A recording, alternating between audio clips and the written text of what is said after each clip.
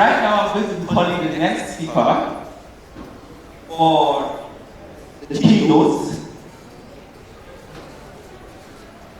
Her name is Jen Ashley. Jen is the founder of Techno Day, a conference focused on women in technology. She's a very active leader in the tech community in London and is an ambassador of Global Women Tech Makers. She's also a lead for NASA Space Apps Challenge London, Twitter Developer Community London, and Google Group London. She was the head of developer outreach at Q Matter and a former business development manager and project manager at CT Group. She was recently awarded as MVP, Most Valuable Professional, by Microsoft, and as director of Women Who Code London, built up a community of around 6,000 women in tech. Please put your hands together. We don't know how that's possible, for Jen Ashley. So I'm really glad to be here joining this conference. I'm Jen Ashley, as Kevin has said, and I run a conference called Techno in London and beyond. So why am I here? Next slide. Basically, I got bribed with Jolly Prize by something. This is actually my first time in Africa, and I'm glad that I'm experiencing Africa here in Lagos. And I managed to try some Jolly Prize yesterday, which was incredible. But seriously, why am I here? I'm here actually to talk about diversity and inclusion. Okay, that's better. Specifically, the work that I'm doing in women in technology. This is obviously an open source conference, and you're gonna hear about a lot of talk about open source. So I'll focus on diversity and inclusion, specifically on women in tech. All right. So I'm on Twitter, Scoldering Meals, because although I'm not doing any active projects where coding is required, I still code as a hobby because it's something I like and enjoy. So I combine what I like, coding and I use choose because I'm not really that vocal. So if you're on Twitter or Instagram, just connect with me there. I'm usually on Twitter, but I'm on both platforms. So as I said, I do a lot of work in the women tech space in London and beyond. And what keeps me busy are some of these things that that are listed here. I'll talk about technically in a little while. Okay, sorry. I do all this, but I'm not here retired now. I retired twice. In my life, I had a corporate career, and then I ran my own companies and retired again. So I managed to retire early, which was great. I've got 2 degrees in mathematics, but to be honest, I didn't even need my degrees to go into programming. And nowadays, I say to people, maybe just skip formal university and just go to a boot camp and learn coding.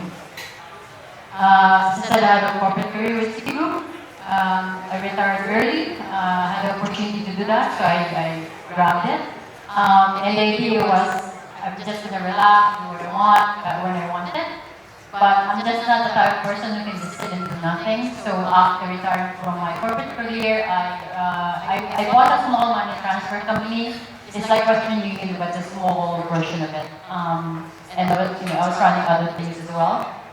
But after doing that for a few years, I said it's not really retiring. So I retired again the second time. So as you can see, I'm really glad that this retirement thing. So I probably will never really retire the reasons to work. So when I did my second retirement, someone mentioned meetup.com to me because I was saying what are I going to do with my time now? So someone mentioned meetup.com. Are you familiar with meetup.com? Yeah? Okay. So someone said, visited London, and I actually didn't even bother checking it out because I thought it was a dating site. And yeah, I didn't have time for that. But then someone said, there are tech events there, so check it out. So I did. And initially I was attending events, but eventually ended up running some of the media groups in London. These are some of them. And this is the typical picture we see at events in London. And I'm sure it's the same here and the same around the world. So these are some of the events that I've run before. My experience was sometimes there are events that I organize, there's like 100 attendees and I'm the only woman and I'm the organizer. You know what happened. I had the opportunity to attend a national conference in San Francisco. I was happy to see some women there. But then this is the picture that I took when we were going to meet. So as you can see, it is not representative of the population that we're building software or devices for. So this is not the right picture. So I said to myself, why did I just refocus my time, passion, energy into getting more women in tech? That's what I did. So 6 years ago, I got into the Women Code, grew the Women Code on the chapter from 300 to almost 6,000 now, and still growing. And I've also mentored other women who code groups in other cities as well. Currently, I'm very involved with Google Women Tech Makers, and the idea is to kind of grow it by getting through Women Code London.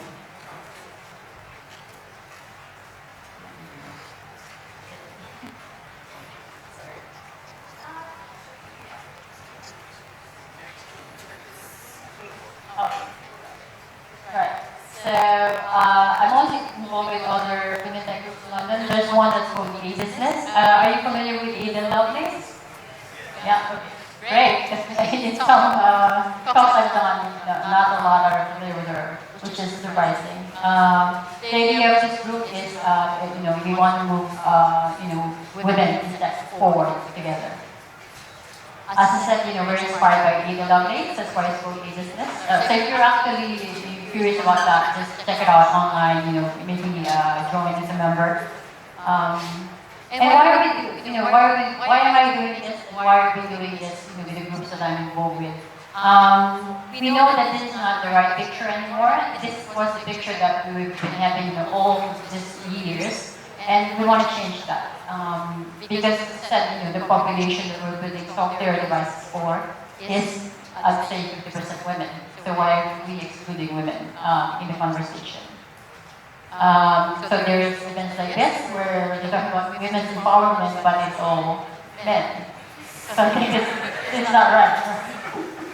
And this is my favorite, actually. So again, that's not the right picture, right? Okay, I don't know why some slides are missing.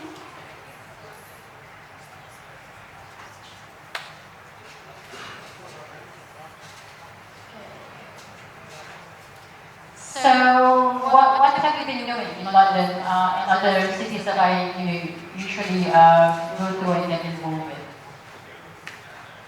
Sorry about this, but there's supposed to be a lot more photos here. And what's happening with slides?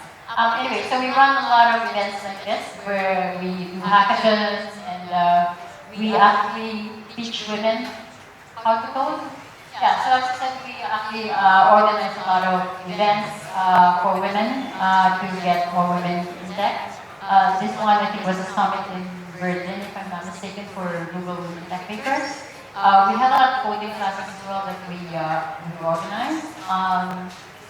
So aside from the meetups that I've been doing in London, I decided to also start a conference, a Women in Tech conference called Techno Day. So I'm just gonna play one video.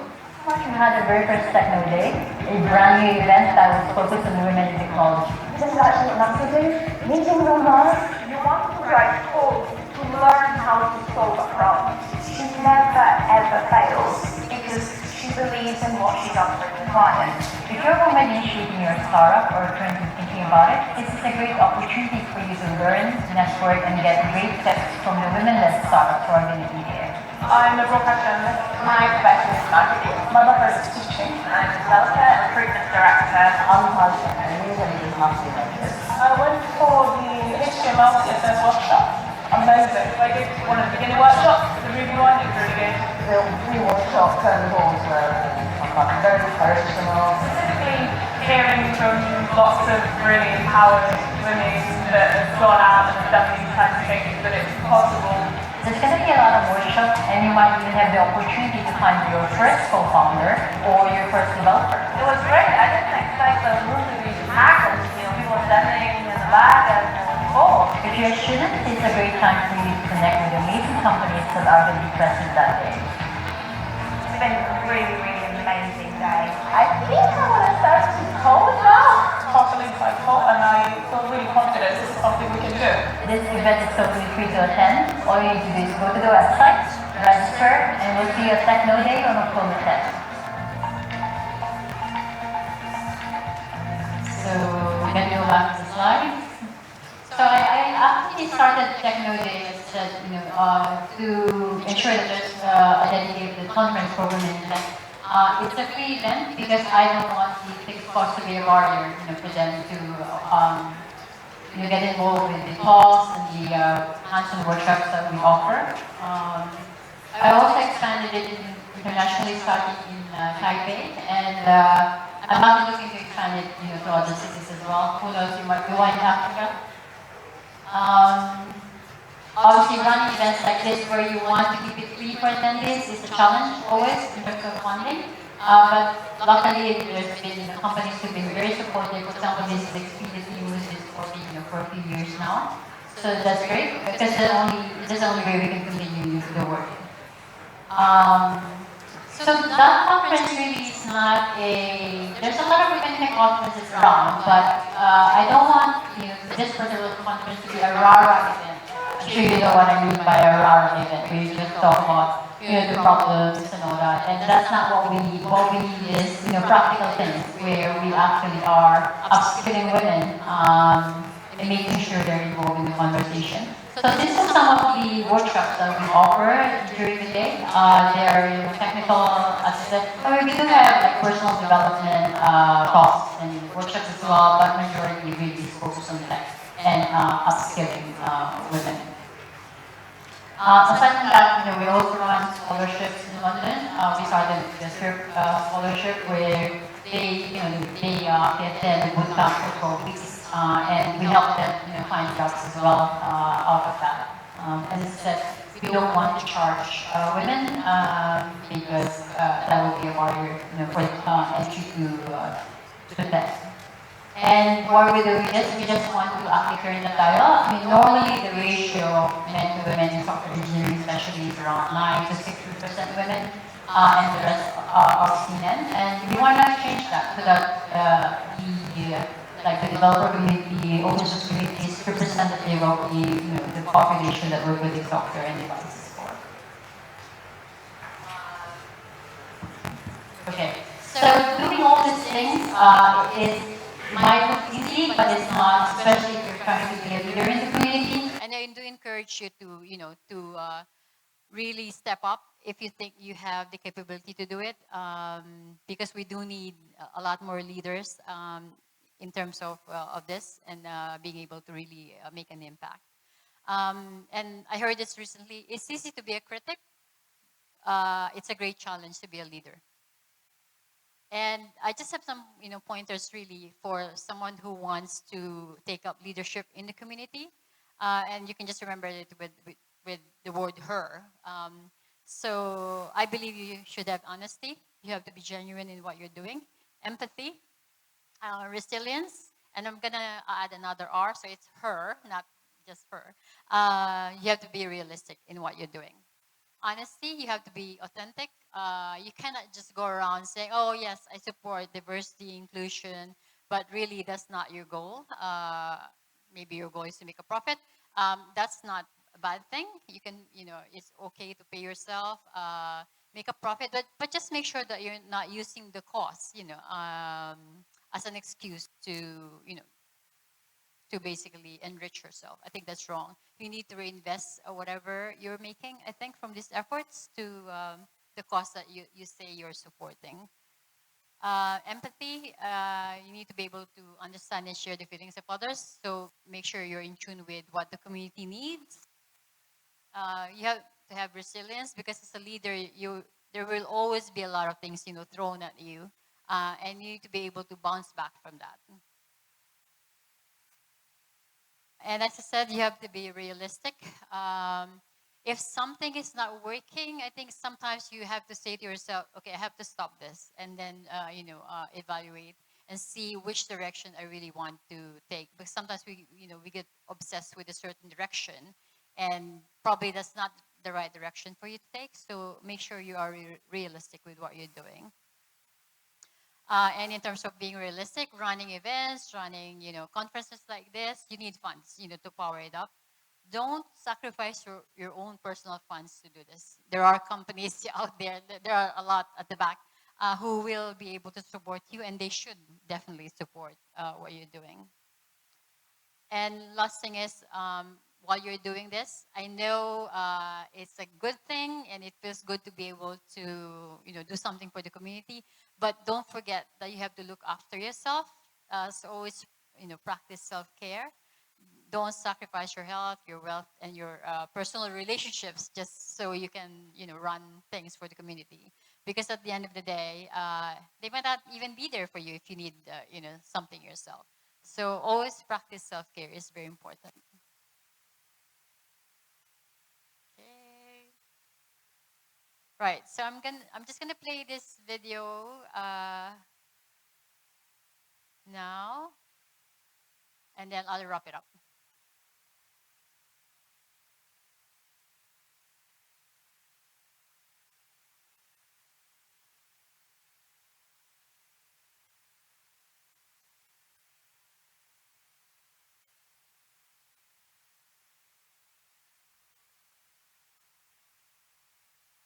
Maybe just click on the link.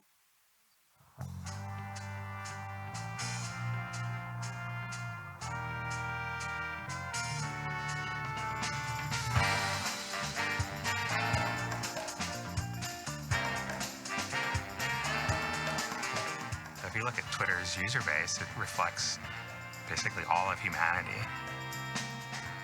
There's no doubt in my mind that technology jobs are critical to every part of the economy, every part of the way we live, the way we work. If we are somehow subtly or systemically excluding women, we are really cutting down on the size of the workforce. Computer science is changing our whole world. Unfortunately, it's a very undiverse field. It's actually quite segregated. This is both a gender as well as an ethnicity issue. It's when the idea of the nerd genius came to the fore, and that's exactly when women started declining in their representation. We imagine someone sort of sitting at a keyboard typing all day.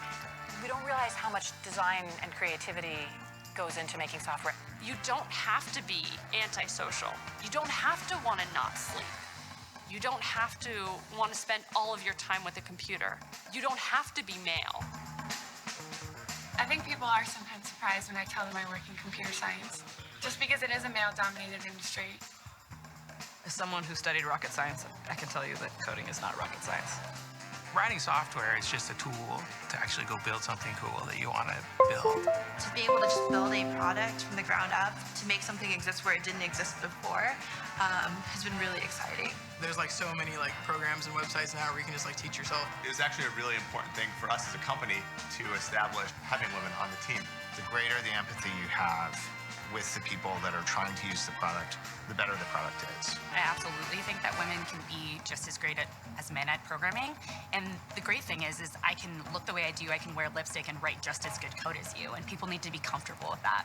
At conferences, there's been sexually explicit comments made towards speakers, towards attendants. It's gross. It's despicable. We're not seen as part of the boys club. There's this assumption there, like that I brought the coffee. People would assume I was a recruiter or talk down to me. I can't think of a single software product that would only be used by men. So it's hard to imagine that it would be appropriate to have any team that was only men, or only women for that matter. Important mantra is you are not your user. Unfortunately, the first round of airbags killed a lot of women and children. And it turns out that the airbags were developed for the average specs of the engineer on the team. And those engineers happen to all be white men. You have to be impatient. You have to say, this has to happen now. We have to do what we can now. Whatever it takes to move the number now, we have to do that now.